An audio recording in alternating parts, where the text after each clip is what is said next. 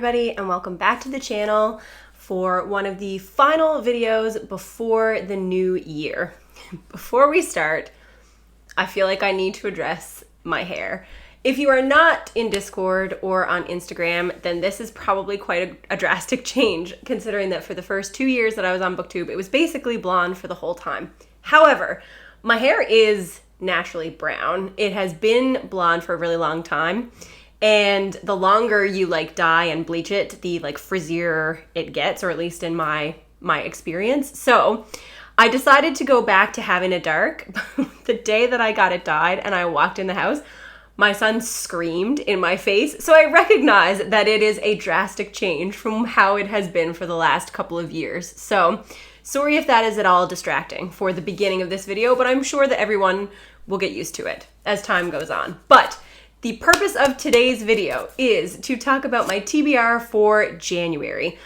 I actually thought a lot about whether or not I was going to do TBRs in 2023 because I did a video near the end of this year that was basically talking about whether or not TBRs had been a success or a failure for me, because I had tended to read only about 50% of the books that I put on the TBR.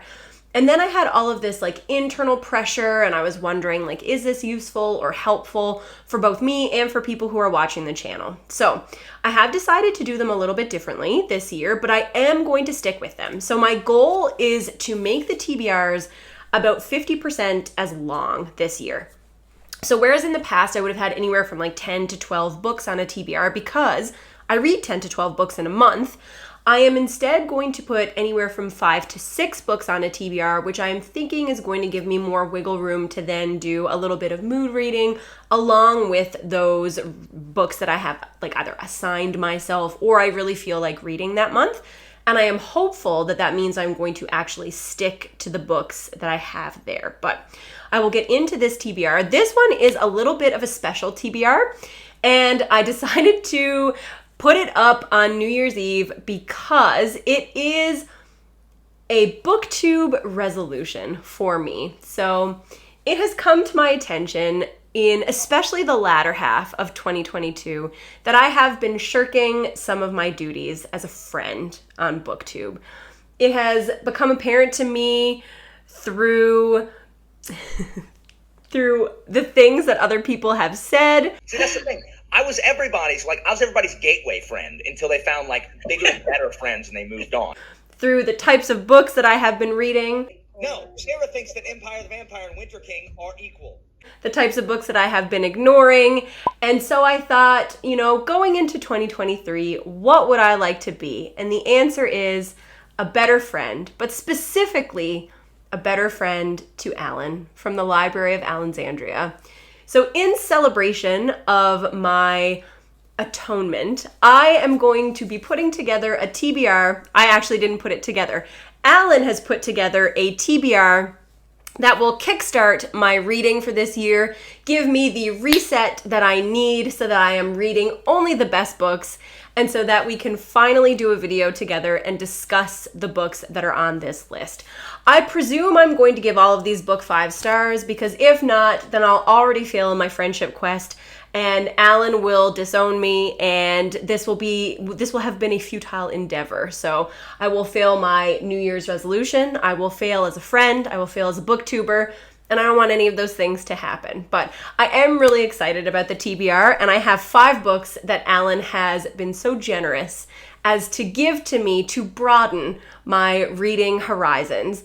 And I have one other book that I'm reading besides that, which is a buddy read with some friends from Discord. So I'll start with that one singular book, which is Wide Sargasso Sea by Jean Rice. So this is, for anybody who doesn't know, this is a work of literary fiction. It's a pretty short little book, actually. I was surprised because I picked this one up from the library and I didn't realize how short it was, because it is a book that was written in response to Jane Eyre, which if anybody has read Jane Eyre, one of my favorite classics, it's a chunker. It's a big book, and this novel was written in response to one of these specific tropes that appears in Jane Eyre, and it follows one of the characters. I don't know if it follows the character exactly or if it's a take on the character. I think it might actually be the character exactly from Jane Eyre, but it's only 200 pages, and I'm going to be reading that with my friend Penny. And a couple of our other friends on Discord are also going to be joining in. So that is going to be exciting. I totally flopped on my read more literary / classic fiction in 2022. So I'm starting 2023 off strong from that angle. But otherwise, the official TBR picks for January have come from my good friend, Alan. And the very first one is Sentinel Ascends by Josiah Bancroft. So this is the first book in the Books of Babel series, which is one of Alan's favorite series, which it's made the rounds around BookTube as like an indie hit, and then there was a lot of contention over the last book with some people loving it, some people hating it. So I don't really feel like I need to talk about Sentinel Ascends a whole lot, except to say that it's supposed to be like quirky, weird fantasy, unique twist, good writing, all of the things that I tend to like, and I'm really looking forward to reading it. I have wanted to read it for a long time, and I am finally making that happen, or I guess Alan is finally making that happen. The second book is going to be Sharp's Tiger by Bernard Cornwell. So this is book 1 from his Sharp series, which I also have from the library. I am trying my best. Like, the books that I did not get from Christmas, I have requested from the library, because I'm also trying to minimize the number of books that I buy until I catch up on the vast number of books I have in my home. So also got this one from the library, and I loved Bernard Cornwell's Warlord Chronicles, which I read last year, some of my favorite books from 2021. So I'm excited to jump into another one of his series. I know that Alan says, I think his name is Hakeswell, Obadiah Hakeswell maybe. Regardless, the villain from this series is supposed to be like delightfully hateable, like one of the most vile, detestable villains of all time. So really looking forward to that. If you can't find a character that you love, the other great find in literature is a character that you can hate. So I am looking forward to finding someone that I can absolutely loathe without feeling bad about it whatsoever. The third book is The Folding Knife by KJ Parker. So for anyone who doesn't watch Alan's channel over at the Library of Alexandria, number one, you should, because he's amazing, entertaining, insightful, everything that you would want your BookTube personality person to be. But he is obsessed with KJ Parker. So he loves this author, loves a bunch of their work. I think he's read some novellas, some novels, and The Folding Knife is the one that he had recommended to me to read. I don't have this one yet, so I think I put in a request at the library. So this is one that I'm planning to read more toward like the middle end of the month. And to be quite honest, I don't really know what it's about. I didn't look any of them up before I put together this list, because I just knew that I was going to be reading whatever Alan told me to read. I know that Alan has talked about The Folding Knife, but he's talked about other books by this author as well, and I don't remember what happens in which one. So from what I can recall Alan saying about KJ Parker in general is that he tends to delve into like the intricacies that you don't find all the time in fantasy, like whether it's the intricacies of the economic system or other parts of society that other fantasy authors don't really examine in such minute detail. But he seems to find his books really entertaining as well. So I'm hoping that I will also do so. After that, we have Guards by Terry Pratchett. So this is kicking off the next sub-series in the Discworld, Greater Discworld universe that I'm going to be reading. So I finished up the Death series last year, and I'm going to be starting the City Watch series with Guards. I was initially going to listen to this on audio, and when I was talking about this I don't remember which video it was, if it was the most anticipated series or continuations of series. It was one of my like wrap-up style videos in December. I was talking about Guards, and I was going to listen to it on audio. And then I got what some might call a very aggressive message, but in the spirit of friendship, I will call a helpful tip from Alan. I was told that it would be best if I did not listen to it on audio. So I will not listen to that one on audio. I will get that from the library as well. That shouldn't be hard to get a hold of because Terry Pratchett is super popular. So I don't think it will be hard to pick that one up. And then the final book that I have to read from Alan is a novella, and that is Ogres by Adrian Tchaikovsky. So this is one that Alan talked about last last year. Maybe it was this year. Maybe it was either late 2021 or early 2022. But Adrian Tchaikovsky is an author that I've read a couple of books from now. I read Children of Time, which is his space spider book, which was excellent. And I read Guns of the Dawn, which is kind of like a Powder Keg meets Jane Austen story, which was excellent.